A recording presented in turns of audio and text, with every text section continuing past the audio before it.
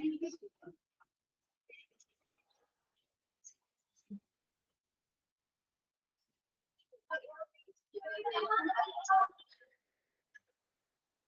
morning, all.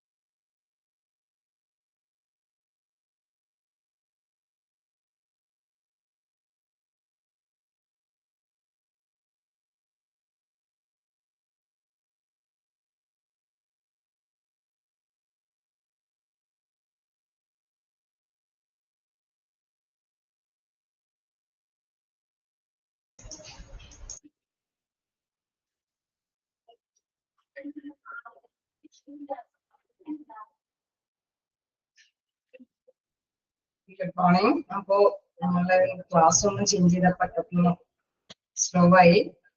Okay, അപ്പൊ കഴിഞ്ഞ class എടുത്തൊക്കെ വായിച്ചു നോക്കിയായിരുന്നോ?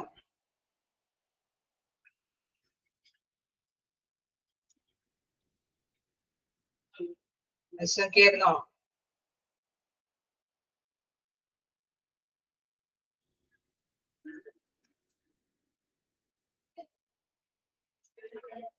ഓർക്കുന്നുണ്ടോ കഴിഞ്ഞ ക്ലാസ്സിൽ എടുത്തതൊക്കെ? എവിടം വരെയാ നമ്മൾ എടുത്തത്?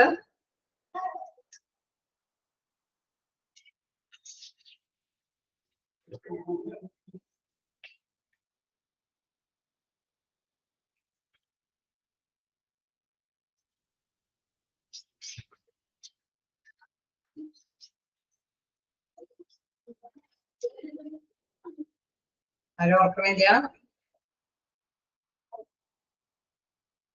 വീൽ ചെയറും സ്ട്രക്ചേഴ്സും വരെയൊക്കെ കഴിഞ്ഞില്ലേ?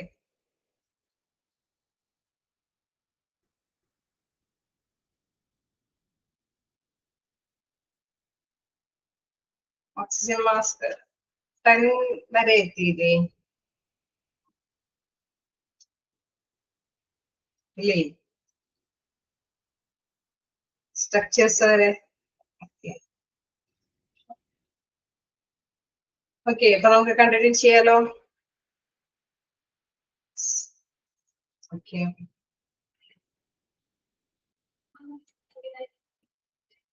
നമുക്ക് നെക്സ്റ്റ് നോക്കാനുള്ളത് സക്ഷനിങ് മെഷീൻ ആണ്.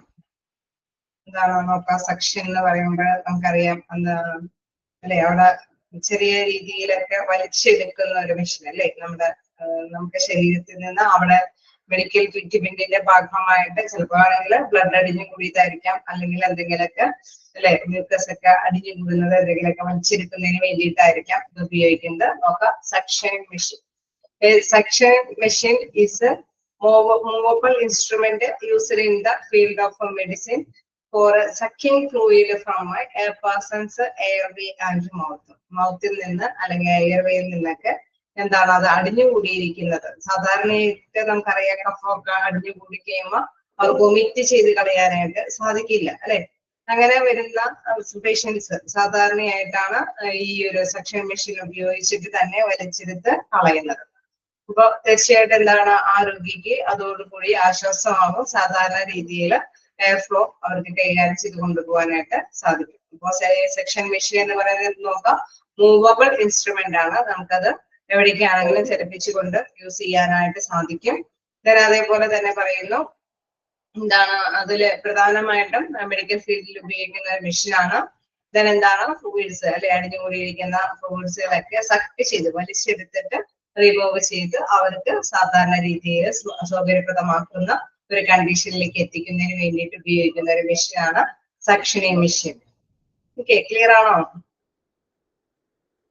വോയിസ് ഓക്കെ അല്ലേ? ഓക്കെ, അപ്പൊ ജസ്റ്റ് നിങ്ങൾ ആ ഒരു സെന്റൻസ് ഫസ്റ്റ് സെന്റൻസ് ഒക്കെ ഒന്ന് നോട്ട് ചെയ്ത് പോകട്ടോ, എന്ത് മെഷീനാണെന്നുള്ള കാര്യം മനസ്സിലാക്കി എടുക്കാനായിട്ട്. Dash is A movable instrument use in field or medicines for sucking fluids from a person. അങ്ങനെയുള്ള രീതിയിലൊക്കെ ചോദിച്ചു കഴിഞ്ഞാൽ മനസ്സിലാക്കുക എ സക്ഷനിങ് മെഷീൻ ആണ്. Next flow meter. എന്താണ് ഫ്ലോ മീറ്റർ എന്ന് പറയുന്നത്? ഇത് സാധാരണയായിട്ട് എവിടെയാണ് കാണാറുള്ളത്? ഓക്സിജൻ സിലിണ്ടർ ഒക്കെ യൂസ് ചെയ്യേണ്ടി വരുമ്പോൾ അവിടെ ഇതിനോട് ചേർന്ന ഇങ്ങനൊരു ഇതില് ഈ ഒരു ഡിവൈസും കൂടി ഉപയോഗിക്കും. കാരണം നമുക്കറിയാം ഇതിന്റെ ഒരു കൺട്രോളിംഗ് പവർ അനുസരിച്ചിട്ടാണോ എത്രത്തോളം അല്ലെ ശരീരത്തിലേക്ക് ഈ ഒരു വാതകം പോകണം എന്നൊക്കെയുള്ളത് നിശ്ചയിക്കുന്നത്.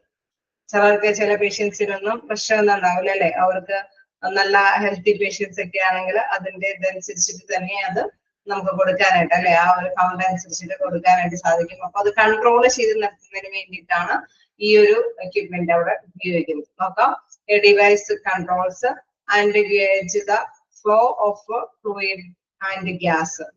അതായത് അതിലെ ആ ഒരു ഫ്ലൂയിഡ് അല്ലെങ്കിൽ ആ ഗ്യാസ് അത് കൃത്യമായിട്ട് ഫ്ലോ ചെയ്യാനായിട്ട് അല്ലെ കൃത്യമായിട്ട് ഫ്ലോ ചെയ്യുന്നതിന് വേണ്ടിയിട്ട് ഉപയോഗിക്കുന്നത്. തീർച്ചയായിട്ടും അതൊരു കൺട്രോളിംഗ് ഉണ്ട്. ചിലർക്ക് വലിയ കുഴപ്പമില്ലാത്ത കൃത്യമായിട്ട് അല്ലെ, ചിലർക്ക് ചിലപ്പോൾ ഇച്ചിരി കൂടി ബുദ്ധിമുട്ടുകൾ അനുഭവിക്കുമ്പോൾ തന്നെ അവർക്ക് ആ ഒരു എക്യുപ്മെന്റിന്റെ ഇതനുസരിച്ചിട്ട് കൺട്രോളിങ്ങുകൾ ലോയിലേക്ക് കൊണ്ടുവരാനായിട്ട് സാധിക്കും.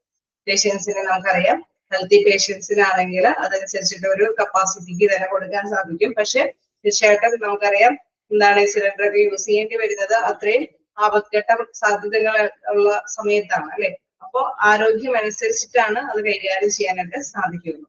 ആ ടൈമിലാണ് ഇത് യൂസ് ചെയ്യുന്നത്. Anaesthetic gas machine it is the flow meter that gases by speed of flow based on their viscosity and density. നമുക്കറിയാം അതിന്റെ സാന്ദ്രത അല്ലെ, അത് കൃത്യമായിട്ട് തന്നെ അതിന്റെ ആ സാന്ദ്രതയ്ക്ക് അനുസരിച്ചിട്ട് തന്നെ അത് കൃത്യമായിട്ട് തന്നെ കൊടുക്കേണ്ടതുണ്ട് അല്ലെ. ഇൻ കേസ് അതിനപ്പുറം എന്താണ് ശ്രദ്ധയില്ലാതെ കൊടുത്തു കഴിഞ്ഞാൽ രോഗിക്ക് അപകടങ്ങൾ വരാനായിട്ടുള്ള സാധ്യതകൾ ഉള്ളത് കൊണ്ടാണ് ഈ ഒരു കൺട്രോളിംഗ് മെഷീൻ അവിടെ യൂസ് ചെയ്യുന്നത്. അപ്പൊ അപകടകരമായിട്ടുള്ള രീതിയിലേക്ക് ആ ഒരു ഫ്ലോ എത്താത്ത തലത്തിൽ അല്ലെ, ഇത് കൃത്യമായ രീതിയിൽ തന്നെ ആ രോഗിക്ക് അപ്പോൾ ഇത് കൃത്യമായിട്ട് തന്നെ ഓക്സിജനൊക്കെ കൃത്യമായിട്ട് കൊടുക്കാനായിട്ട് സാധിക്കും. സാധാരണ രീതിയിൽ ഓക്സിജൻ ഫ്ലോമീറ്റർ എന്നൊക്കെ യൂസ് ചെയ്യാറുണ്ട്. അപ്പൊ ഫ്ലോമീറ്റർ എന്ന് പറയുന്നത് അതിന്റെ ആ ഒരു വാതകത്തിന്റെ കൺട്രോളിംഗ് പവർ എടുക്കുന്നതിന് വേണ്ടിയിട്ട് ഉപയോഗിക്കുന്ന ഒരു ഡിവൈസ് ആണ്. ക്ലിയർ ആയോ?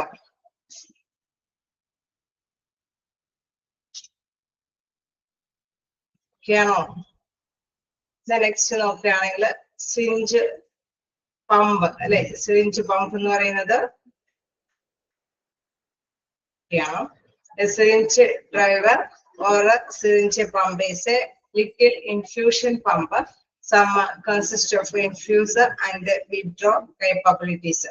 അതായത് നമുക്ക് used to administer gradually small amount of fluid with or without meditation to a patient or for use in chemical and biomedical research. അതായത് സാധാരണയായിട്ട് ഈ ഒരു സിറിഞ്ച് പമ്പ് അല്ലെങ്കിൽ എന്താ പറയുക ഇൻഫ്യൂഷൻ പമ്പ് അത് സാധാരണയായിട്ട് യൂസ് ചെയ്യുന്നത് എന്താണ്, അവിടെ മരുന്നുകളൊക്കെ യഥാവിധി കൃത്യമായിട്ട് തന്നെ ആ ഒരു ബോഡിയിലേക്ക് എത്തിപ്പെടുത്താനാണ് അല്ലെ.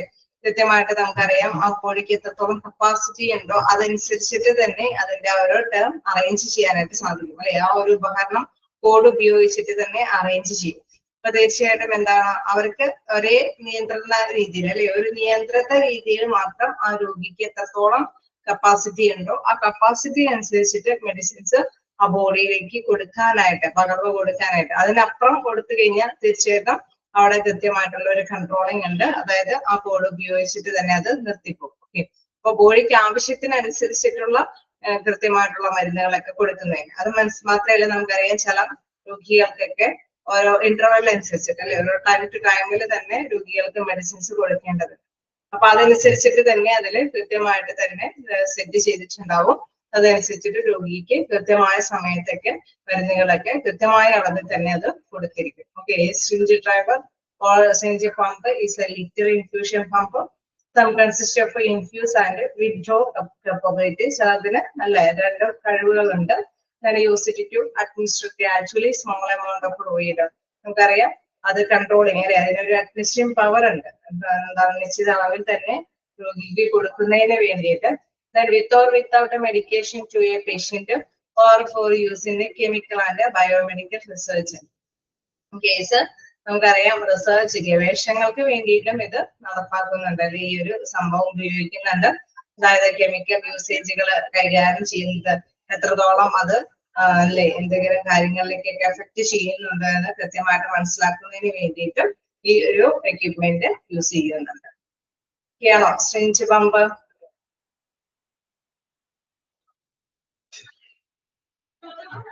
ാണോ?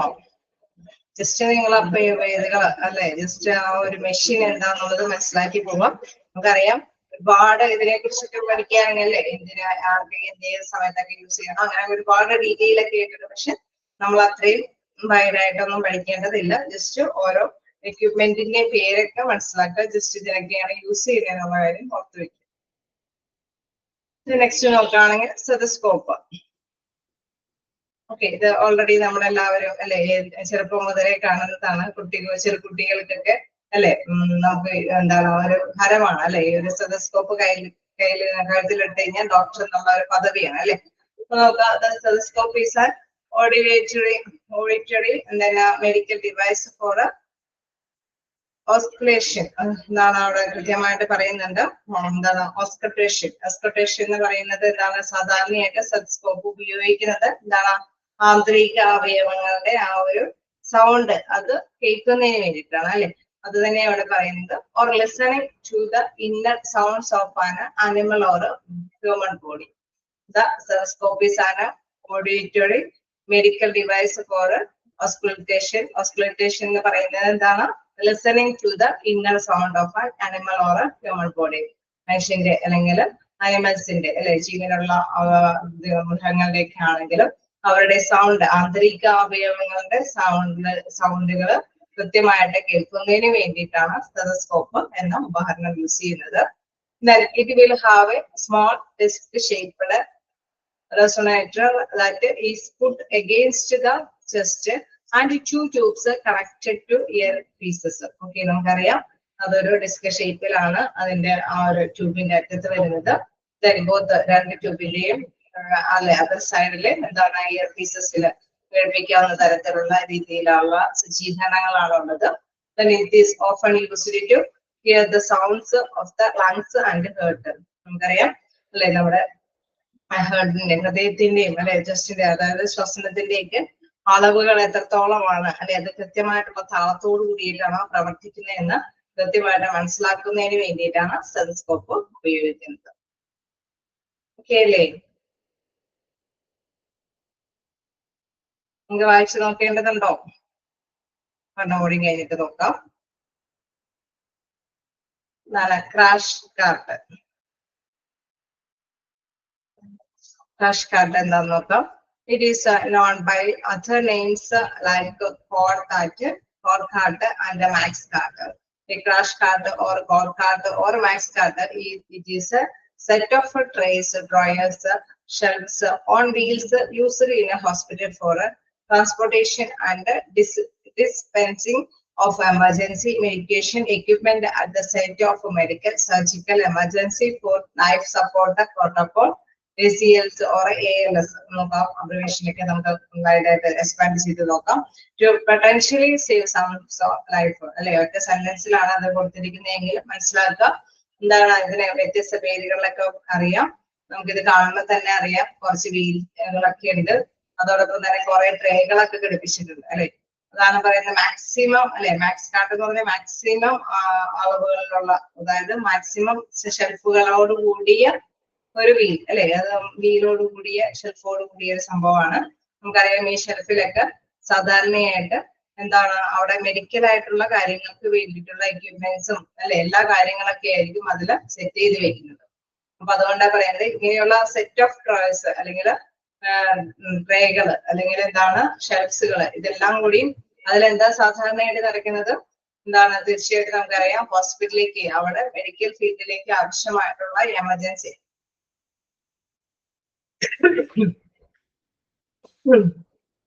എക്യുപ്മെന്റ്സ് ഒക്കെയാണ്.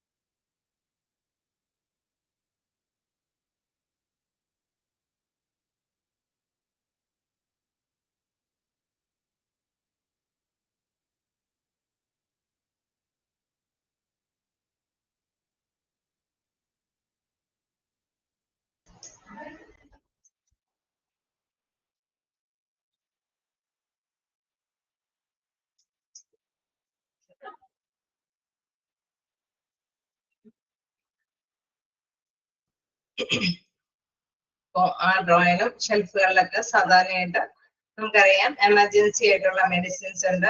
അതുപോലെ തന്നെ എന്തെങ്കിലും equipments and site of medical or surgical emergency നമുക്കറിയാം ഓപ്പറേഷൻ തിയേറ്ററിലേക്കൊക്കെ ആവശ്യമായിട്ടുണ്ടെങ്കിൽ പെട്ടെന്ന് സർജറിയുമായി ബന്ധപ്പെട്ട കാര്യങ്ങളൊക്കെ ആണെങ്കിൽ അവിടെ യൂസ് ചെയ്യുന്ന ഒരു കൂട്ടം എക്യുപ്മെന്റ്സ് എല്ലാം തന്നെ അത് ചിട്ടയോട് കൂടിയിട്ട് ക്രമീകരിക്കുന്ന ഷെൽഫുകളൊക്കെ അല്ലെ.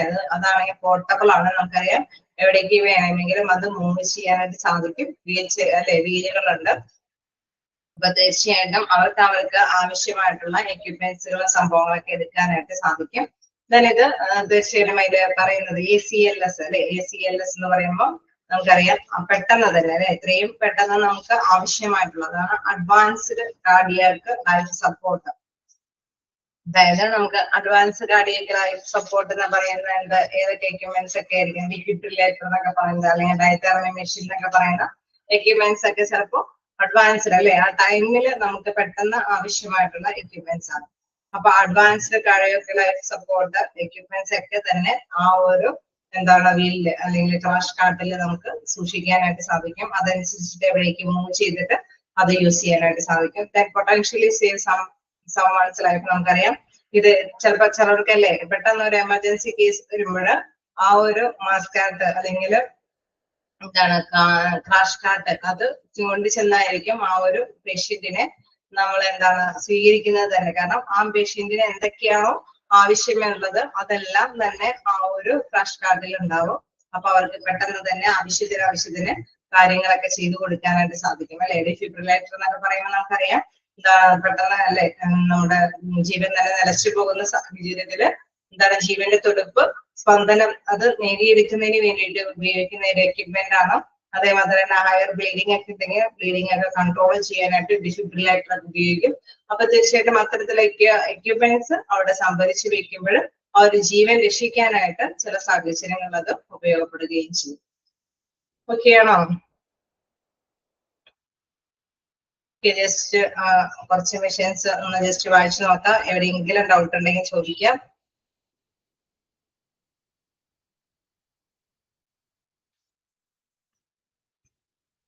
ACLS നിങ്ങൾ വേണമെങ്കിൽ ആ ഫുൾ ഫോം എഴുതി വെച്ചോളൂ. Advanced cardiac life support.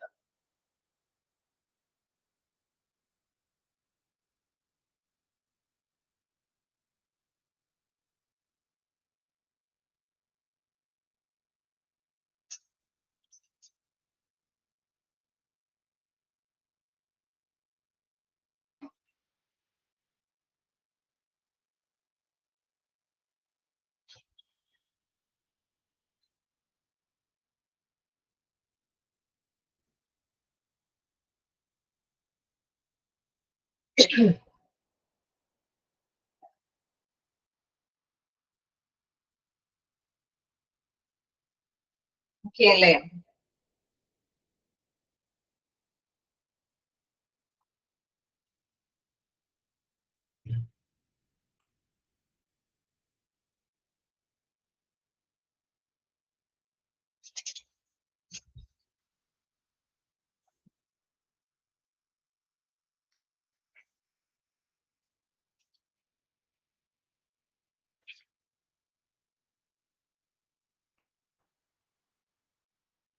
ചെയ്യാലോ.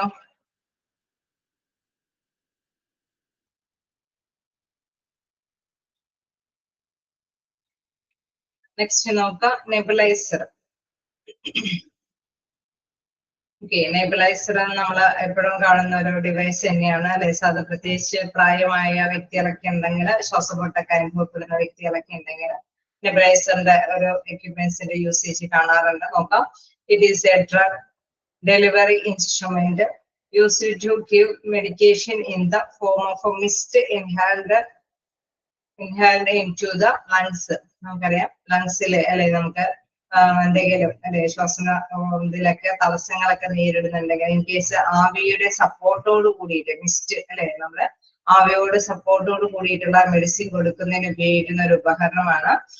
Nebuliser R mainly used in the treatment of എന്താണ് സിസ്റ്റിക് ഫൈബ്രോസിസ്, ആസ്മ, എന്താണ് COPD and other respiratory diseases or disorders. അതായത് നമുക്കറിയാം സാധാരണയായിട്ട് സിസ്റ്റിക് ഫൈബ്രോയിഡ് എന്ന് പറയുമ്പോൾ സാധാരണയായിട്ട് അത് ഒരു അല്ലെ നമ്മുടെ തൊണ്ടയിൽ തന്നെ ഈ മ്യൂക്കസ് ഒക്കെ അത് ഒട്ടിപ്പിടിച്ചിരിക്കുന്ന അല്ലെ ജന്മനാ തന്നെ അങ്ങനെ ഉണ്ടാവുന്ന ചില രോഗികൾ ഉണ്ടാവാം. അപ്പൊ അവർക്കെല്ലാം അത് അല്ലെ ശ്വാസം സാധാരണ രീതിയിൽ അവർക്ക് കംഫർട്ടബിൾ ആയിട്ട് യൂസ് ചെയ്യാൻ അല്ലെ എടുക്കാൻ ഇത് പറ്റിയെന്ന് വരില്ല. അപ്പൊ തീർച്ചയായിട്ടും നെബുലൈസറിന്റെ കൂടി സാന്നിധ്യത്തിലായിരിക്കും അവര് ഇടയ്ക്കിടയ്ക്ക് ബ്രീത്തിങ് പ്രോബ്ലംസ് ഒക്കെ വരുമ്പോൾ യൂസ് ചെയ്യുന്നത്. അതേമാതിരി തന്നെ ആസ്മ പേഷ്യൻസ് ആണെങ്കിലും നമുക്കറിയാം അവർക്കും അല്ലെ ബ്രീത്തിങ്ങിന് പ്രോബ്ലംസ് ഉണ്ടാവാൻ സാധ്യതയുണ്ട്. ജനമേതരെ COPD അല്ലെ ക്രോണിക് ഒബ്സ്ട്രക്റ്റീവ് പൾമണറി ഡിസീസസ് മാറാത്ത എന്താണ് പൾമണറി ഡിസീസസ് ഒക്കെ ഉള്ള പേഷ്യൻസ് ആണെങ്കിലും അവർക്കും നെബുലൈസർ യൂസ് ചെയ്യുന്നതായിട്ട് വരാം. തീർച്ചയായിട്ടും നീരാവിയിലേക്ക് സപ്പോർട്ടോട് കൂടിയിട്ട് അല്ലെ സാധാരണ രീതിയിൽ സ്മൂത്ത് ആയിട്ട് അവിടെ അവരുടെ ആ ഒരു ശ്വസനത്തിന് തടസ്സമാകുന്ന ഭാഗങ്ങൾക്കൊക്കെ ഒരു സാധ്യതകളെ അല്ലെ അവിടെ ആ ഒരു ഫ്ലോ ഒരു ഒഴുക്ക് സാധ്യമാകുന്ന തരത്തില് തടസ്സങ്ങളൊക്കെ നീക്കി കളയുന്നതിന് വേണ്ടിയിട്ടാണ് എന്താണ് നെബുലൈസർ മെഷീന് സാധാരണയായിട്ട് യൂസ് ചെയ്യുന്നത്. ആൻഡ് അത് റെസ്പിറേറ്ററി ഡിസീസസ് ഓർ ഡിസോർഡേഴ്സ്, അതായത് മറ്റേതെങ്കിലും തരത്തിൽ പെട്ടെന്ന് നമുക്കറിയാം കാലാവസ്ഥ ചേഞ്ച് ചെയ്യുമ്പോഴും അല്ലെ ഈ പറഞ്ഞ പോലെ ചുമയും കഫക്കെട്ടൊക്കെ വരുമ്പോഴൊക്കെ റെസ്പിറേറ്ററി പ്രോബ്ലംസ് ഒക്കെ ഉണ്ടാകുമ്പോൾ ശ്വസന പ്രശ്നങ്ങളൊക്കെ ഉണ്ടാകുമ്പോൾ തന്നെ എന്താണ് നെബുലൈസറിന്റെ ആ ഒരു മെഷീന്റെ ഉപയോഗം യൂസ് ചെയ്യുന്നതാണ്. ഓക്കെ, പിന്നെ അതേപോലെ തന്നെയുള്ള ഒരു എക്യുപ്മെന്റ് ആണ് സ്റ്റീം ഇൻഹെയിലർ. ഇത് നമുക്കറിയാം സർവ്വസാധാരണമായിട്ട് പ്രത്യേകിച്ച് കോവിഡിന് ശേഷം യൂസ് ചെയ്യുന്ന ഒരു എക്യുപ്മെന്റ് തന്നെയാണ്. The most common and major benefit of the natural steam inhalation therapy is its marvelous way of treating the respiratory problem or complications generated with the warm and moist air while inhaling with this process of steam inhalation. സാധാരണയായിട്ട് നമുക്കറിയാം natural ആയിട്ടുള്ള ഒരു steam അല്ലെ, സാധാരണ രീതിയിലുള്ള ഒരു തന്നെയാണ് ആവി പ്രവർത്തനം തന്നെയാണ് ഇതിലും കാഴ്ചവെക്കുന്നത്. ഒരു അല്ലെ ആവി പിടിക്കുക എന്നുള്ള ഒരു തെറാപ്പിയാണ് അതിലൂടെ നടപ്പാക്കുന്നത്. തീർച്ചയായിട്ടും അത്ഭുതകരമായ രീതിയിൽ തന്നെ അതിൽ മാറ്റങ്ങൾ സംഭവിക്കുന്നുണ്ട്. ആവശ്യകത അനുസരിച്ചിട്ട് നമ്മുടെ റെസ്പിറേറ്ററി പ്രോബ്ലംസിന് അല്ലെ കുറവ് വരാനായിട്ടുള്ള സാധ്യതകളുണ്ട്. അതേമാതിരി തന്നെ നമുക്കറിയാം കൂടുതലായിട്ട് അല്ലെ ഈ ഒരു സ്റ്റീമിന്റെ ഒരു പ്രത്യേകത എന്ന് പറയുമ്പോൾ അതിന്റെ പ്രോസസ്സ് ഇപ്പൊ എന്താണ് ഇലക്ട്രിക്കിന്റെ സപ്പോർട്ടോട് കൂടിയിട്ടാണ് ആവി കൊടുക്കുന്നത്. തീർച്ചയായിട്ടും എന്താണ് അവിടെ ആവി കിട്ടുന്നത് അനുസരിച്ചിട്ട് തന്നെ ബ്രീത്തിങ് പ്രോബ്ലംസ് എന്തെങ്കിലും ഉണ്ടെങ്കിൽ റെസ്പിറേറ്ററി പ്രോബ്ലംസ് എന്തെങ്കിലും ഉണ്ടെങ്കിൽ അത് റിമൂവ് ചെയ്യാനായിട്ടും ആ ഒരു തടസ്സങ്ങളൊക്കെ മാറ്റി നമുക്ക് സാധാരണ രീതിയിൽ ശ്വാസം എടുക്കാനൊക്കെ ആയിട്ട് സാധിക്കുന്ന ഒരു എക്യുപ്മെന്റ് തന്നെയാണ്. നെബുലൈസറും സ്റ്റീം ഇൻഹെയിലറൊക്കെ സെയിം യൂസേജ് തന്നെയാണ് വരുന്നത്. നെബുലൈസർ എന്ന് പറയുമ്പോൾ തീർച്ചയായിട്ടും നമുക്കറിയാം ആവി കൊടുക്കുന്നത് മാത്രമല്ല എന്താണ് മെഡിസിൻസും കൂടി അല്ലെ നേരിട്ട് നമുക്ക് അല്ലെ ശ്വാസത്തിലേക്ക് പെട്ടെന്ന് തന്നെ ഇൻക്ലൂഡ് ചെയ്ത് പെട്ടെന്ന് തന്നെ അസുഖങ്ങൾ മാറ്റാനായിട്ട് സാധിക്കും. ഓക്കെ, ക്ലിയർ ആണോ?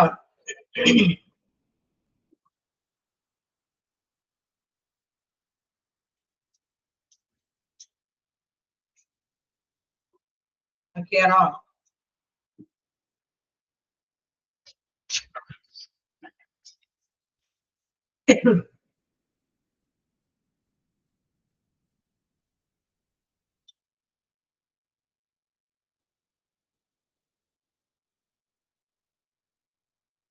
അടുത്ത ടെസ്റ്റിലേക്ക് പോവാലോ.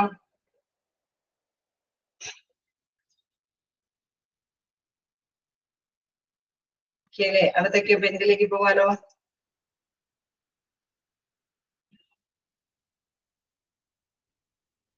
ക്ലിയർ ആവുന്നില്ലേ? എന്തെങ്കിലും ഡൗട്ട് തോന്നുന്നുണ്ടോ?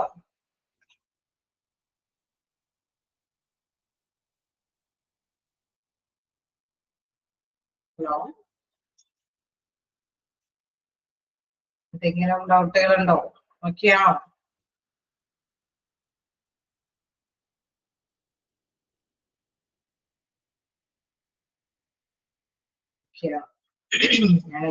ഒന്നാമതായിട്ട് തൊണ്ട അടഞ്ഞിരിക്കുന്നത് കൊണ്ട് ഇനി ക്ലിയർ ആവാത്തതുണ്ടോ എന്നുള്ളതും കൂടി ഉണ്ട്. ഓക്കെ, എല്ലാവരും നെക്സ്റ്റ് നോക്കാം EEG. EEG എന്ന് പറയുന്നത് സോറി എക്കോ നമ്മൾ നോക്കിയില്ല. എക്കോ ടെസ്റ്റ് അല്ലെ നമ്മൾ സാധാരണയായിട്ട് കേൾക്കുന്നതാണ്. എക്കോ ടെസ്റ്റ് എന്താന്ന് നോക്കാം. The test is also known in the name of echocardiography or diagnostic cardiac ultrasound. Okay, നമുക്കറിയാം അല്ലെ അവിടെ തരംഗങ്ങൾ ഉപയോഗിച്ചുകൊണ്ട് തന്നെ അൾട്രാസൗണ്ട് തരംഗങ്ങൾ ഉപയോഗിച്ചുകൊണ്ട് തന്നെ നമ്മുടെ കാർഡിയക് അല്ലെ നമ്മുടെ ഇതിന്റെ കൃത്യമായിട്ടുള്ള കാര്യങ്ങളൊക്കെ ഹെർട്ടിന്റെ ഒക്കെ കൃത്യമായിട്ടുള്ള കാര്യങ്ങളൊക്കെ മനസ്സിലാക്കുന്നതിന് വേണ്ടിയിട്ടാണ് എക്കോ ടെസ്റ്റ് നടത്തുന്നത്. Echo uses sound waves to design picture of your heart chambers, valves, walls and the blood vessels. നമുക്ക് എന്താണ് ആ എക്കോ യൂസ് ചെയ്യുന്നതനുസരിച്ചിട്ട് നമുക്കറിയാം എന്താണ് അവിടെ സൗണ്ട് വേവ്സ് തരംഗങ്ങളുടെ സാന്നിധ്യത്തിൽ തന്നെ നമ്മുടെ ഹേർട്ടിന്റെ എല്ലാ തരത്തിലുള്ള പിക്ചേഴ്സ് നമുക്ക് കിട്ടുന്ന വാൽവിന്റെ ആണെങ്കിലും അതിന്റെ ഭിത്തിയുടെ ആണെങ്കിലും അല്ലെ എല്ലാത്തിന്റെയും തന്നെ എന്താണ് പിക്ചറുകൾ കൃത്യമായിട്ട് എടുക്കാനായിട്ട് സാധിക്കുന്നു. ദെൻ അവിടെ പ്രവർത്തിക്കുന്ന ഞരമ്പുകളാണെങ്കിലും അല്ലെ മഹാധമനി ധമനി അല്ലെ ആ തരത്തിലുള്ള എന്താണ് arteries and veins attach to സ്കിന്നുമായിട്ട് അറ്റാച്ച് ചെയ്യുന്ന എല്ലാ തരത്തിലുള്ളതിന്റെ പിക്ചർ നമുക്ക് കൃത്യമായിട്ട് മനസ്സിലാക്കാനായിട്ട് സാധിക്കുന്നു. A probe called a transducer is passed over your chest. അതായത് അവിടെ ചെസ്റ്റിലൂടെ ഒരു ഉപകരണം കടത്തി വിട്ടിട്ട് അല്ലെ മനസ്സിലാക്കുന്നത് അല്ലെ അവിടെ അന്വേഷണം നടത്തുന്ന ഒരു രീതി. പ്രോബ് microscope എന്ന് പറയുമ്പോൾ അന്വേഷണം നടത്തുന്നു അല്ലെ. All the transducer is passed over your chest. ചെസ്റ്റിലൂടെ ഒരു ഉപകരണം, അതായത് ഇങ്ങനെ അല്ലെ നമ്മൾ ECG എടുക്കുക എന്ന് പറയുമ്പോൾ ശബ്ദ തരംഗങ്ങളെ കടത്തി വിടുമ്പോൾ അവിടെ നിന്നുള്ള പിക്ചേഴ്സ്, അതിൽ നിന്ന് നമുക്ക് കൃത്യമായിട്ട് അതിന്റെ ഫംഗ്ഷൻ എങ്ങനെയാണെന്നുള്ളത്, അത് എല്ലാ തരത്തിലുള്ള ഇതുകളും അല്ലെ, നമുക്കൊരു ജസ്റ്റ് ഒരു കാര്യം മാത്രമല്ല മനസ്സിലാക്കുന്നത്, എല്ലാത്തിനെയും ഇൻ കേസ് മഹാധമനിയാണെങ്കിലും ധമനിയാണെങ്കിലും വീനുകളാണെങ്കിലും അതേമാതിരി തന്നെ വാൽവിന്റെയും ഭിത്തിയുടെയും എല്ലാത്തിന്റെയും കൃത്യമായിട്ടുള്ള പിക്ചറുകൾ മനസ്സിലാക്കിയിട്ട് നമുക്ക് അതുമായി ബന്ധപ്പെട്ട പ്രോബ്ലംസ് എന്താണെന്ന് കണ്ടെത്തുന്നതിന് വേണ്ടിയിട്ട്, ഡയഗ്നോസ് ചെയ്യുന്നതിന് വേണ്ടിയിട്ടാണ് എക്കോ ടെസ്റ്റ് നടത്തുന്നത്. നോക്കാം അടുത്തതും EEG നോക്കാം. EEG used to find problems in the electrical function of the brain that may be connected with a certain brain disorder. ഇപ്പൊ നമ്മൾ നേരത്തെ ഹെർട്ടിന്റെ കാര്യങ്ങളാണ് കണ്ടതെങ്കിൽ EEG എന്ന് പറയുമ്പോൾ എന്താണ്, ബ്രെയിനുമായി ബന്ധപ്പെട്ട കാര്യങ്ങൾ അല്ലെ, നമ്മുടെ ബ്രെയിനുമായി ബന്ധപ്പെട്ട കാര്യങ്ങൾക്ക് വേണ്ടിയിട്ട് ഇതേമാതിരി തന്നെ അല്ലെ കൃത്യമായിട്ടുള്ള കാഥോഡ് അല്ലെ അതിൻ്റെതായിട്ടുള്ള കോഡുകൾ കൊടുത്തു കഴിയുമ്പോൾ അവിടെ കൃത്യമായിട്ടുള്ള നെർവസിന്റെ പിക്ചറുകൾ കൃത്യമായിട്ട് മനസ്സിലാക്കാനായിട്ട് സാധിക്കുന്നു. Find problem in the electrical function of the brain that may be connected with certain brain disorder. Brain disorder എന്തെങ്കിലും ഉണ്ടെങ്കിൽ കണ്ടെത്തുന്നതിന് വേണ്ടിയിട്ടാണ് EEG നമ്മൾ നടപ്പാക്കുന്നത് അല്ലെ. EEG എന്ന് പറയുന്നത് എന്താണ്? EEG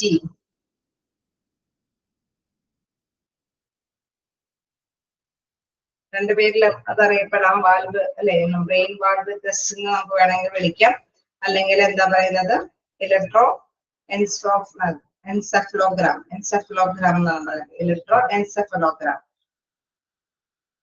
നോക്കാം എന്താണ്. The measure given by EEG are used to verify various conditions including seizure disorder such as epilepsy, head injury. നമുക്കറിയാം അല്ലെ, തീർച്ചയായിട്ടും എന്തെങ്കിലും അല്ലെ അപസ്മാരം പോലത്തെ, എപ്പിലെപ്സി എന്ന് പറയുന്നത് എന്താണ്, അപസ്മാരം പോലത്തെ അസുഖങ്ങൾ തീർച്ചയായിട്ടും അത് എന്താണ് നെർവുമായി ബന്ധപ്പെട്ട് വരുന്ന അസുഖങ്ങളാണ് അല്ലെ. അതേമാതിരി തന്നെ ഹെഡിന് എന്തെങ്കിലും ഇഞ്ചുറികൾ വരുന്നുണ്ടെങ്കിൽ അത്തരത്തിലുള്ള കാര്യങ്ങളൊക്കെ കൃത്യമായിട്ട് മനസ്സിലാക്കുന്നതിനൊക്കെ നമുക്കറിയാം ഈ ഒരു EEG ടെസ്റ്റ് ആണ് നമ്മൾ നടത്തുന്നത്. ഈ EEGയുടെ ഫുൾ ഫോം എന്തെങ്കിലും ആരെങ്കിലും നോട്ട് ചെയ്യാത്തതുണ്ടെങ്കിൽ നോട്ട് ചെയ്യണം. ഇതാണ് electro encephalogram.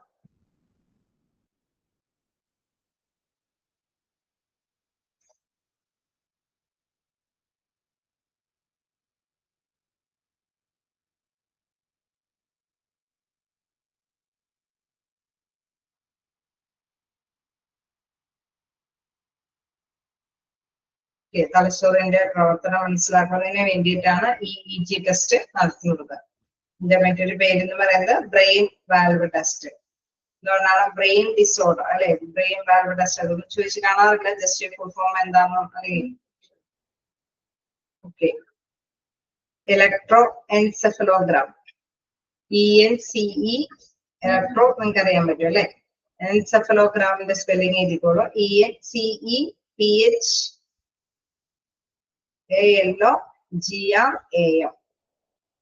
ENCEPHALOGRAM.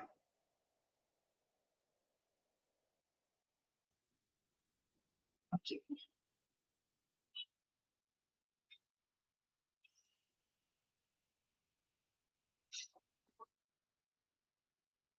Then ophthalmoscope. Ophthalmoscope എന്ന് കാണുമ്പോൾ തന്നെ നമുക്കറിയാം എന്താണ്, അവിടെ കണ്ണുമായി ബന്ധപ്പെട്ടുള്ള കാര്യങ്ങളാണ് അവിടെ സെർച്ച് ചെയ്യുന്നത് അല്ലെ.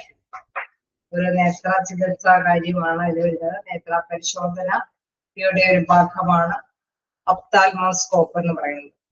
എന്താണെന്ന് നോക്കാം. ഒപ്താൽമോസ്കോപ്പ് ഓൾസോ കോൾഡ് ഫണ്ടോസ്കോപ്പി എന്നാണ് പറയുന്നത്. ഫണ്ടോസ്കോപ്പി അതായത് ഒരു അവയവത്തിന്റെ ഭാഗം തന്നെയാണ്. അതായത് നമ്മുടെ കണ്ണെന്ന് പറയുന്നതും ശരീരത്തിന്റെ ഒരു അവയവം അല്ലെ. അപ്പൊ ആ അവയവത്തിന്റെ ഭാഗമായിട്ടുള്ള ഒപ്താൽമോസ്കോപ്പ് അതിന് പറയുന്ന പേരാണ് ഫണ്ടോസ്കോപ്പി എന്ന് പറയുന്നത്. അതായത് രണ്ടിനെയും നിങ്ങൾ ഓർത്ത് വെച്ചേക്കാം. is a test which permits a health professional to watch inside the funds of the eye and other structures using a ophthalmoscope of fundoscopy. Okay, നമുക്കറിയാം കണ്ണുമായി ബന്ധപ്പെട്ട അല്ലെ അവിടെ പ്രൊഫഷണൽസ് സാധാരണയായിട്ട് ഇത് യൂസ് ചെയ്യുന്നത്, അവിടെ വാച്ച് ചെയ്യുന്നത് എന്താണ് അവിടെ എന്താ ഐയുമായി ബന്ധപ്പെട്ട കേന്ദ്രീകരിച്ച് അതിന്റെ ഘടനയുമായി ബന്ധപ്പെട്ട കാര്യങ്ങളെ കുറിച്ചിട്ടുള്ള പഠനമാണ് അവിടെ നടപ്പാക്കുന്നത്. Then it is performed as a part of eye examination and may be performed as a part of customary physical examination. തീർച്ചയായിട്ടും നമുക്കറിയാം ഐയുമായി ബന്ധപ്പെട്ട കാര്യങ്ങൾ അല്ലെങ്കിൽ അതിന്റെ ആ ഒരു ഭാഗം അല്ലെ ആ ഒരു ഫിസിക്കൽ ആ ബോഡിയുടെ ഭാഗമായിട്ടുള്ള ഘടനയുമായി ബന്ധപ്പെട്ട കാര്യങ്ങളെ കുറിച്ചിട്ട് മനസ്സിലാക്കുന്നതിന് വേണ്ടിയിട്ടാണ് ഒപ്തോൽമോസ്കോപ്പ് നോക്കുന്നത്, ഫണ്ടോസ്കോപ്പി നടപ്പാക്കുന്നത്. തീർച്ചയായിട്ടും നമുക്കറിയാം അവിടെ എന്തെങ്കിലും പ്രോബ്ലംസ് അല്ലെ കണ്ണുമായി ബന്ധപ്പെട്ട എന്തെങ്കിലും പ്രോബ്ലംസ് ഉണ്ടെന്നുണ്ടെങ്കിൽ അത് വെരിഫൈ ചെയ്യുന്നതിന് വേണ്ടിയിട്ടാണ് നമ്മുടെ ഒപ്താൽമോസ്കോപ്പി അവിടെ യൂസ് ചെയ്യുന്നത്. ഓക്കെ, ഇത് സാധാരണയായിട്ട് ശാരീരിക പരിശോധനയുടെ ഒരു ഭാഗം തന്നെയാണ്. കാരണം കണ്ണ് പരിശോധന എന്ന് പറയുമ്പോൾ അല്ലെ സാധാരണയായിട്ട് ശാരീരിക പരിശോധനയ്ക്ക് തുല്യമായ ഒരു കാര്യം തന്നെയാണ്. പക്ഷെ ആ ഒരു വിഭാഗം നമുക്കറിയാം ഒപ്താൽമോളജി അല്ലെ അങ്ങനെയൊക്കെ ഒരു വിഭാഗമായിട്ടാണ് അത് അറിയപ്പെടുന്നത്.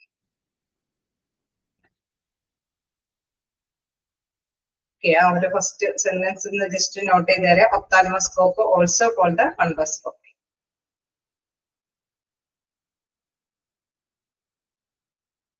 വേണമെങ്കിൽ ജസ്റ്റ് നോട്ട് ചെയ്തേരെ. Which permits a health profession to watch inside the fundus of the eye. നമ്മുടെ കണ്ണിന്റെ അവയവമായ കണ്ണിന്റെ ഒരു ഉള്ളിലെ അല്ലെ ഉള്ളിലെ കാര്യങ്ങളൊക്കെ ഒന്ന് മനസ്സിലാക്കുന്നതിന് വേണ്ടിയിട്ടാണ് പ്രൊഫഷൻസ് അവിടെ ഇത്തരത്തിലുള്ള കാര്യം യൂസ് ചെയ്യുന്നത്. ഓക്കെ, ടെസ്റ്റ് യൂസ് ചെയ്യുന്നത്. ഓക്കെയാണോ?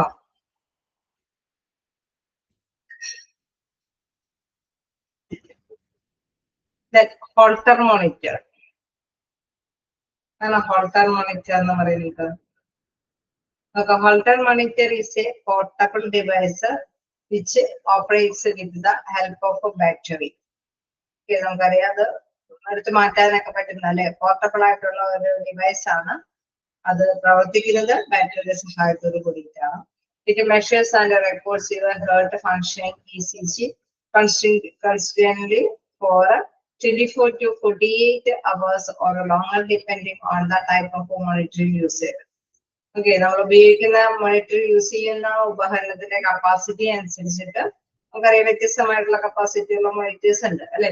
ഇവിടെ 24 to 44 hours വരെ അത്രയും ടൈം വരെ അല്ലെ നമ്മുടെ ഹൃദയവുമായി ബന്ധപ്പെട്ട ECG കറക്റ്റ് ആയിട്ട് എടുത്തുകൊണ്ട് നമുക്കറിയാം കൃത്യമായിട്ട് അതിൽ രേഖപ്പെടുത്തിയിട്ടുണ്ടാവാം. അത് എപ്പോഴെങ്കിലും അത് പരിശോധിക്കുമ്പോൾ അതായത് ഇടയ്ക്കിടയ്ക്ക് പോയി ഒരു ECG എടുക്കുന്ന ഒരു പ്രവർത്തനമല്ല ഹോൾട്ടോമീറ്ററിൽ മോണിറ്ററിൽ വരുന്നത്.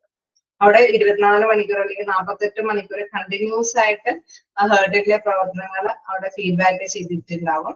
അത് പരിശോധിച്ചതിന് ശേഷമാണ് ഡോക്ടർ ഡിസൈഡ് ചെയ്യുന്നത് ഓക്കെ ഇന്ന പ്രോബ്ലംസ് ആണെന്ന്. അപ്പൊ പോർട്ടബിൾ ആയിട്ടുള്ള ഒരു എക്യുപ്മെന്റ് ആണ് അത്. കണ്ടിന്യൂസ് ആയിട്ട് തന്നെ അവിടെ ECG പ്രോഗ്രാം ആണ് അവിടെ സെറ്റ് ചെയ്തിരിക്കുന്നത്. തീർച്ചയായിട്ടും 24 to 48 hours വരെ അത് കണ്ടിന്യൂസ് ആയിട്ട് അതിന്റെ റെക്കോർഡുകൾ സ്വീകരിച്ചിരിക്കും. വീണ്ടും പറയുന്നുണ്ട് depend on the type of monitoring usage. അത് ആ മോണിറ്ററിന്റെ യൂസേജ് അനുസരിച്ചിരിക്കും അല്ലെ. അതിന്റെ കപ്പാസിറ്റി 24 hours കപ്പാസിറ്റി അല്ലെങ്കിൽ 24 hours വരെയുള്ള അല്ലെ കൃത്യമായിട്ടുള്ള ECG കാര്യങ്ങളായിരിക്കും അതിൽ രേഖപ്പെടുത്തുക. ഇൻ കേസ് അത് ഇച്ചും കൂടി നീണ്ട കാലയളവും കൂടി കൈകാര്യം ചെയ്യാനുള്ള ശേഷി ഉണ്ടെങ്കിൽ അതനുസരിച്ചിട്ടുള്ള കാര്യങ്ങളായിരിക്കും ഇതിൽ രേഖപ്പെടുത്തുന്നത്. The instrument has the size of a small camera. It has a wires silver dollar size electrode അതായത് fix to your skin. Okay, അവിടെ സ്മോൾ സൈസ് നമുക്ക് അത് കണ്ടാൽ അറിയാം. അവിടെ ഇവിടെയൊക്കെ ഫിറ്റ് ചെയ്തിട്ടുണ്ട് കുറച്ച് സംഭവം അല്ലെ. സ്മോളർ ആയിട്ട് സിൽവർ ഡോളർ സൈസ് ഇലക്ട്രോഡ് അത് ഇലക്ട്രോഡുകളാണ്. അത് സ്കിന്നിമൊക്കെ ഫിറ്റ് ചെയ്തിട്ടുണ്ടാവും. അത് ഫിറ്റ് ചെയ്യുന്നതനുസരിച്ചിട്ടുള്ള ആ ഒരു എക്യുപ്മെന്റിന്റെയും കൂടി സഹായത്തോട് കൂടിയിട്ടാണ് അത് മോണിറ്റർ ചെയ്ത് അതിൽ രേഖപ്പെടുത്തുന്നത്. തീർച്ചയായിട്ടും പിന്നീടായിരിക്കും ഡോക്ടർ അത് കൃത്യമായിട്ട് തന്നെ മനസ്സിലാക്കിയിട്ട് രോഗങ്ങളൊക്കെ കൃത്യമായിട്ട് ക്ലാരിഫൈ ചെയ്യും. ഓക്കെ, ജസ്റ്റ് വായിച്ചു നോക്കാം.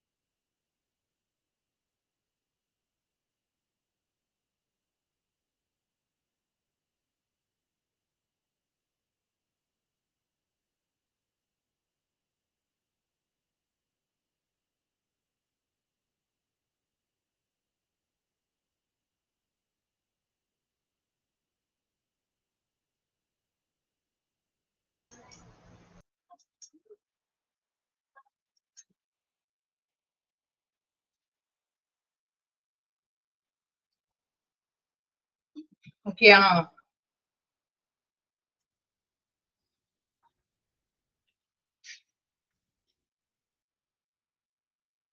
ഓക്കെ, കണ്ടിന്യൂ ചെയ്യാലോ? വായിച്ചു കഴിഞ്ഞോ?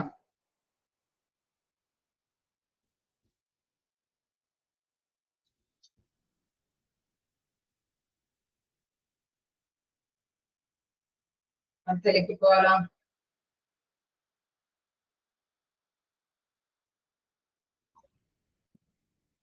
ശരിയല്ലേ?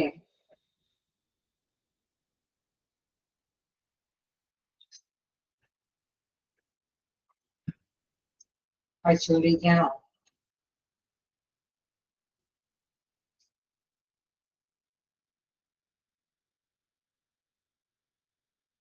ജസ്റ്റ് ഈ പോയിന്റ്സ് ഒക്കെ ഒന്ന് അണ്ടർലൈൻ ചെയ്ത് തരട്ടെ. ഇത് measures records your health functioning ECG എന്താണ് കോൺസ്റ്റന്റ് ഫോർ 24 to 48 hours. അല്ലെ, 24 തൊട്ട് 48 മണിക്കൂർ വരേക്ക് അത് കണ്ടിന്യൂസ് ആയിട്ട് റെക്കോർഡ് ചെയ്തിട്ടുണ്ട്. ഓക്കെ, നെക്സ്റ്റ് നോക്കാം. Cardiac table. കാർഡിയക് ടേബിൾ എന്ന് പറയുന്നത് ഈ table in the hospital for patients. ഈ ടേബിളിന്റെ ഈ എക്യുപ്മെന്റ്സിന്റെ ഒക്കെ ഒരു പ്രത്യേകത നിങ്ങളൊക്കെ എപ്പോഴെങ്കിലൊക്കെ കണ്ടിട്ടുണ്ടാവും അല്ലെ? ആരെങ്കിലും ചിലപ്പോൾ റിലേറ്റീവ്സിനെ കൊണ്ട് പോകുമ്പോഴോ അല്ലെങ്കിൽ നമ്മുടേതായിട്ടുള്ള കാര്യങ്ങൾക്ക് വേണ്ടിയിട്ട് ഈ എക്യുപ്മെന്റ്സ് യൂസ് ചെയ്തവരായിരിക്കാം അല്ലെ? അല്ലെങ്കിൽ കണ്ടിട്ടെങ്കിലും ഉണ്ടാകും. അപ്പൊ നമുക്ക് ഇതറിയാം. നോക്കാം. Cardiac table. A table in the hospital for patients use when hospitalized. അതായത് സാധാരണയായിട്ട് ഹോസ്പിറ്റലൈസ് ചെയ്തതിനു ശേഷം അല്ലെ പേഷ്യൻസ് ഉപയോഗിക്കുന്ന ഒരു ടേബിൾ ആണത്. ബെഡ് ടേബിളിൽ setting in front of the pillow on it. സാധാരണയായിട്ട് ബെഡ് ടേബിൾ ആയിട്ട് ഉപയോഗിക്കുമ്പോൾ അതിന്റെ ഫ്രണ്ടിൽ തന്നെ ഒരു പില്ലോ കൊടുത്തിട്ടുണ്ടാകും. ഇത് പേഷ്യൻസ് ക്യാൻ എന്താണ് incline forward and take rest. ഒക്കെ എന്താണ് പേഷ്യൻസ് അതിൽ കിടന്നുകൊണ്ട് റെസ്റ്റ് എടുക്കാൻ വേണ്ടിയിട്ടാണ് അത്തരൊരു ടേബിൾ അറേഞ്ച് ചെയ്ത് കൊടുക്കുന്നത്. വിത്തൗട്ട് ഈ pillow is used for writing and meals. Okay, നമുക്കറിയാം ഇൻകേസ് ടേബിളിൽ വെച്ചിട്ട് നമുക്ക് ഫുഡ് കഴിക്കാനോ അല്ലെങ്കിൽ എഴുതുന്നതിനൊക്കെ വേണ്ടിയിട്ടും അത് യൂസ് ചെയ്യാം. സാധാരണ രീതിയിൽ പേഷ്യൻസിന് സുലഭമാണെങ്കിൽ പെട്ടെന്ന് അല്ലെ എന്തെങ്കിലും പെട്ടെന്ന് എന്തെങ്കിലും പ്രശ്നങ്ങൾ വയലൻസ് ചെയ്തെങ്കിലും അല്ലെ പസ്മാരം പോലെയുള്ള രോഗങ്ങളൊക്കെ ഉണ്ടെങ്കിൽ ഒരു പില്ലൊക്കെ കൊടുത്ത് അൽത്തിച്ചരിച്ചൊക്കെ കിടത്തുന്നതിനൊക്കെ വേണ്ടിയിട്ടും ഈ ഒരു യൂസ് ചെയ്യുന്നുണ്ട്. Used for patients with cardiac conditions and asthma വരുമ്പോൾ അല്ലെങ്കിൽ കാർഡിയക് കണ്ടീഷൻസ് ഒക്കെ അതിന്റെ ആ ഒരു സ്റ്റേജുകൾ എത്തുന്നതനുസരിച്ചിട്ട് ഈ ടേബിൾ യൂസ് ചെയ്യാറുണ്ട്. ഓക്കെയാണോ?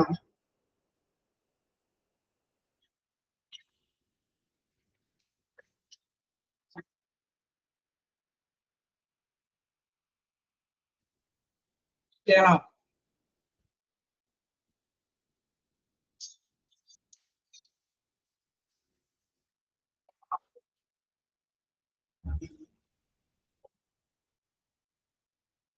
ടെസ്റ്റ് വായിച്ച് നോക്കാം. എന്തെങ്കിലും ഡൗട്ട് ഉണ്ടെങ്കിൽ നേരത്തെ ഞാൻ ചോദിച്ചിട്ട് മറുപടി എന്തെങ്കിലും വായിച്ചു തീരാനായിട്ടാണോ എന്നറിയില്ല.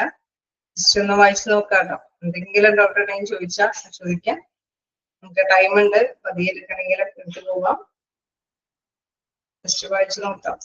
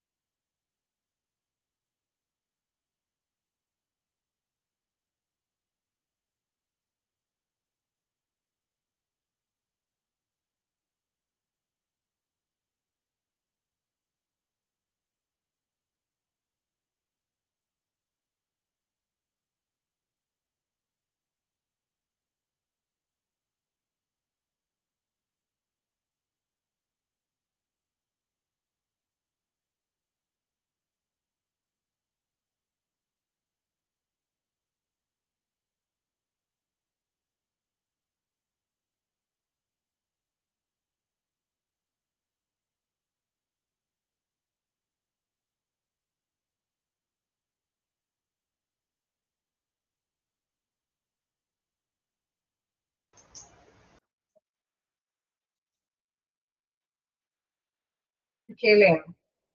അടുത്തൊരെണ്ണമായി നമുക്ക് ജസ്റ്റ് നോക്കാം. എയർവേ. ചെറിയ ചെറിയ ഇതുകളാണ്. നിങ്ങൾ ജസ്റ്റ് മെഷീന്റെ പേരുകൾ ജസ്റ്റ് എന്തിനാണോ യൂസ് ചെയ്യുന്നതെന്ന് ഓർത്ത് വെച്ചാൽ മതി. എയർവേ എന്ന് പറയുമ്പോൾ it is a medical device called airway or adjunct എന്നാണ് അതിൽ പറയുന്നത്. അഡ്ജന്റ് അല്ലെ, അനുബന്ധമായ എന്നുള്ളത് എയർവേക്ക് അനുബന്ധമായിട്ടുള്ള ഒരു ഡിവൈസ് ആണ്. It is used to sustain or open patients airway.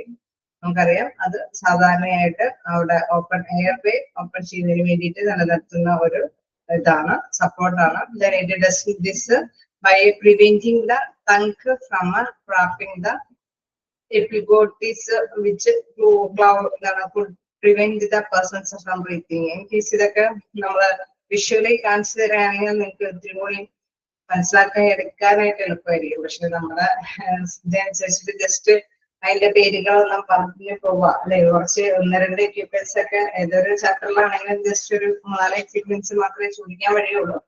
അപ്പൊ ജസ്റ്റ് ഒന്ന് മനസ്സിലാക്കി പോവാന്നുള്ളതുകൊണ്ട് ഇതിന്റെ യൂസേജ് എന്നൊക്കെ പറയുന്നത് കൃത്യമായിട്ട് പിക്ചർ സഹിതം കാണിച്ചു തരാനാണ്. എനിക്ക് തോന്നുന്നത് നിങ്ങൾ ഗൂഗിളിൽ സെർച്ച് ചെയ്ത് കഴിഞ്ഞ് കഴിഞ്ഞാൽ കുറച്ചും കൂടി നിങ്ങൾക്ക് അത് എന്താണ് എയർവേയിലേക്ക് എങ്ങനെയാണ് യൂസ് ചെയ്യുന്നതൊക്കെ ഉള്ളത് നിങ്ങൾക്ക് പെട്ടെന്ന് ഗ്രാസ്പ് ചെയ്യാൻ സാധിക്കും. ഈ ഒരു സെന്റൻസിൽ നിന്നുള്ള മീനിങ്ങിനപ്പുറം നിങ്ങൾക്ക് പ്രത്യേകമായിട്ട് ആ പിക്ചറിൽ നിന്ന് മനസ്സിലാക്കി എടുക്കാനായിട്ട് സാധിക്കും. ഓക്കെ, അപ്പൊ അതുകൊണ്ട് തന്നെ ഈ ഒരു ഭാഗം നിങ്ങൾ ജസ്റ്റ് ഒന്ന് സെർച്ച് ചെയ്യുക. അപ്പൊ ബാക്കി ഭാഗങ്ങൾ നിങ്ങൾക്ക് ചിലപ്പോൾ ക്യാച്ച് ചെയ്യാൻ എളുപ്പമായിരിക്കും. അതുകൊണ്ട് ഇതൊരു എന്താ പറയുക, ഈ ഒരു കാര്യം ഇതിന് വേണ്ടിയിട്ട് നിങ്ങൾക്ക് വീട്ടിലിരുന്ന് ചെയ്യാൻ വേണ്ടിയിട്ട് ഞാൻ തരയാണ്. ഓക്കെ, അടുത്ത ദിവസം ചെയ്ത് കൊണ്ടുവരുമോ, നോക്കിക്കൊണ്ടുവരുമോ? അപ്പോ നോക്കാൻ ശ്രമിക്കുമോ?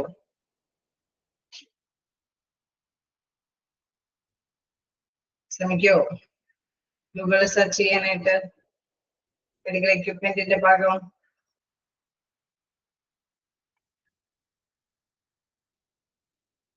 അപ്പോ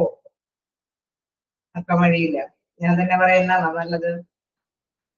മനസ്സിലാക്കി പോവുക. It is used to sustain open patients airway. നമ്മുടെ എയർവേ നമ്മൾ എതിക്കൂടെയൊക്കെ ശ്വാസം നമ്മൾ ശ്വസിക്കുന്നത് ഏതൊക്കെയാണ്? ഹ്യൂമൻ ബോഡിയുടെ എയർവേ എന്ന് പറയുന്നത് നോസ്, മൗത്ത് അല്ലെ, അവിടെ ത്രോട്ട്. നമ്മുടെ ശ്വാസം ലഭ്യമാകുന്ന അവസ്ഥകളിലൊക്കെ നമ്മൾ മൗസിൽ കൂടെയും അതേപോലെ തന്നെ വായുക്കൂടെയും തൊണ്ടയിൽക്കൂടെയൊക്കെയാണ് നമ്മൾ ശ്വസന നാളത്തിക്കൂടെയൊക്കെയാണ് നമ്മൾ ശ്വാസം അകത്തേക്ക് വിടുന്നത് അല്ലെ. അപ്പൊ അവിടെയൊക്കെയാണ് സാധാരണയായിട്ട് അതിന് ഓപ്പൺ ചെയ്തത്. ചിലവിടെയൊക്കെ നമുക്ക് ബ്ലോക്ക് ആവാനായിട്ടുള്ള സാധ്യതകളുണ്ട് അസുഖത്തിന്റെ കേസിൽ അല്ലെ. അപ്പൊ അതിനു വേണ്ടിയിട്ട് സജ്ജീകൃതമായിട്ടുള്ള ട്യൂബുകളാണ്. ഈ ട്യൂബുകളുടെ സഹായത്തോടു കൂടിയിട്ടായിരിക്കും അല്ലെ നമ്മൾ നേരത്തെയൊക്കെ എന്താണ് അവിടെ പല ഇതിലും പഠിച്ചു അല്ലെ. ഓരോന്നിനും നമ്മൾ എയർവേ കടത്തിവിടാനായിട്ട്, ശ്വാസനാളത്തിന് കൊണ്ട് കടത്തിവിടാനായിട്ട് പല എയർവേസുകളൊക്കെ ഉണ്ട് നമ്മൾ പഠിച്ചു അല്ലെ. അപ്പൊ അവിടെയൊക്കെ എന്താണ് നമ്മൾ ഈ എയർവേ ഉപയോഗിക്കുന്നതിന് വേണ്ടിയിട്ടുള്ള ട്യൂബുകളുടെ പേരുകളാണ് ഇവിടെ കാണിച്ചിരിക്കുന്നത്. ജസ്റ്റ് ഈ ട്യൂബുകളൊക്കെ ഇവിടെ ഉപയോഗിക്കാം. മൗത്തിൽ കൂടെ ഉപയോഗിക്കാം, ശ്വസനാളത്തിൽ കൂടെ ഉപയോഗിക്കാം, അതല്ലെങ്കിൽ നോസിൽ കൂടെയൊക്കെ ഈ ട്യൂബുകൾ ഉപയോഗിച്ചിട്ട് നമുക്ക് ശ്വാസം നിലനിർത്തി കൊണ്ടുപോകാനായിട്ട് സാധിക്കും എന്നുള്ളതാണ് ഇവിടെ എടുത്ത് പറയുന്നത്. ഓക്കെ, ജസ്റ്റ് അതുകൊണ്ടാണ് ട്യൂബുകളെ വെറുതെ കാണിച്ചിരിക്കുന്നത്. ഓക്കെ, എയർവേ എന്ന് പറയുമ്പോൾ സാധാരണയായിട്ട് നമുക്ക് ഈ രീതിയിലൊക്കെ നമുക്ക് ശ്വാസത്തിലേക്ക് എന്താണ് ശ്വാസകോശത്തിലേക്ക് അല്ലെങ്കിൽ നമ്മുടെ ഓക്സിജൻ നമ്മുടെ സാധാരണ ബോഡിയിലേക്ക് കടത്തിവിടാനായിട്ട് സാധിക്കും എന്നുള്ളതാണ്. ഓക്കെ, അതേമാതിരി തന്നെ which could prevent the persons from breathing. In case അത് തടയുകയും ചെയ്യുന്നു അല്ലെ. ഒരു പേഴ്സൺസിന് ബുദ്ധിമുട്ടുണ്ടാകുന്ന ഒരു പ്രോബ്ലം അല്ലെ, അതിനെ തടയുകയും ചെയ്യുന്നു ഇത് നമ്മുടെ ഈ എയർവേസുകൾ സപ്ലൈ ചെയ്യുന്നതനുസരിച്ചിട്ട്. നമുക്ക് ബ്ലോക്കുകളൊന്നും ഇല്ലാതെ അല്ലെ, എന്തെങ്കിലും ഇൻ കേസ് ബ്ലോക്കുകൾ ഉണ്ടെങ്കിൽ തന്നെ അത് ക്ലിയർ ഔട്ട് ചെയ്താൽ മാത്രമാണ് അതിൽ കൂടെ കൃത്യമായിട്ടുള്ള ശ്വാസം പോവുകയുള്ളൂ അല്ലെ. അപ്പൊ സാധാരണ രീതിയിൽ അത് കൃത്യമായിട്ട് ക്ലിയർ ചെയ്യാനൊക്കെ ഉണ്ട്. പ്രത്യേകിച്ച് നമുക്കറിയാം ഏജ്ഡ് ആയിട്ടുള്ള പേഴ്സൺസിനൊക്കെയാണ് സാധാരണയായിട്ട് ഇത് യൂസ് ചെയ്യുക അല്ലെ. ക്രിട്ടിക്കൽ കെയർ ആയിട്ടുള്ള പേഷ്യൻസിനൊക്കെ നമ്മൾ എയർവേസുകൾ യൂസ് ചെയ്യും. ഓക്കെ ആണോ?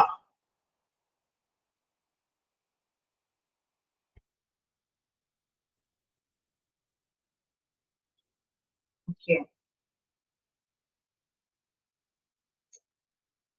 ഓക്കെ, അപ്പൊ നമുക്ക് ഇനി നെക്സ്റ്റ് അടുത്ത ക്ലാസ്സിൽ എടുക്കാം. ജസ്റ്റ് പേരുകളൊക്കെ പഠിച്ചു വയ്ക്കുക.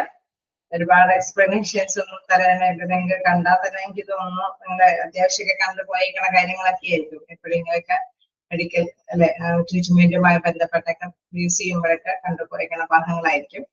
ഓക്കെ, എനിവേ എന്തെങ്കിലും ഡൗട്ടുകളുണ്ടോ? ഓക്കെ ആണോ? ക്ലിയർ ആണോ? ഓക്കെ ആണ്. ഓക്കെ, നമുക്ക് നെക്സ്റ്റ് ക്ലാസ്സിൽ കാണാം. Okay, thank you. നാളെ നിങ്ങൾക്ക് ക്ലാസ് ഉണ്ട് അല്ലേ? അറിയാലോ അല്ലേ? Okay, by.